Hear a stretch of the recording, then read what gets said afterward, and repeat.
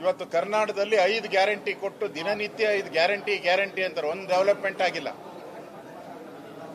ಲಾಂಡ್ order ಹಾಳಾಗೋಗಿದೆ. ಇದೇ Kejriwal 25 free ಕೊಟ್ಟರು. ಅವ್ರ ಸ್ಥಿತಿ ಏನಾಯ್ತು ಇವತ್ತು? 25 ಫ್ರೀ ಕೊಟ್ಟರು ಅವ್ರನ್ನ ಜನ ಮಕಾಡೆ ಮಲಗಿಸಿದ್ದಾರೆ.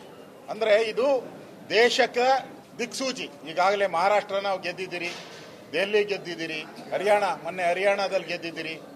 ಪಾರ್ಲಿಮೆಂಟ್ ಚುನಾವಣೆ ಆದಮೇಲೆ ಬಿಜೆಪಿ ತನ್ನ ರಣತಂತ್ರವನ್ನು ಇನ್ನೂ ಬಲಾಢ್ಯ ಮಾಡೋ ಮುಖಾಂತರ ನಾವು ಈ ಗೆಲುವಿಗೆ ಬಂದಿದ್ದೀರಿ. ಈ ಗೆಲುವು ನರೇಂದ್ರ ಮೋದಿ ಅವರಿಗೆ, ಅಮಿತ್ ಶಾ ಅವರಿಗೆ, ನಡ್ಡಾ ಅವರಿಗೆ, ನಮ್ಮ ಡೆಲ್ಲಿ ಘಟಕದ ಅಧ್ಯಕ್ಷರಿಗೆ, ಕಾರ್ಯಕರ್ತರಿಗೆ ನಾನು ಅಭಿನಂದನೆ ಸಲ್ಲಿಸ್ತೀನಿ. ನೀವು ಈ ಗೆಲುವೇನು ಕೊಟ್ಟಿದ್ದೀರಾ ಅದು ಇಡೀ ದೇಶಕ್ಕೆ ಗೆಲುವನ್ನು ಕೊಟ್ಟಿದ್ದೀರಾ.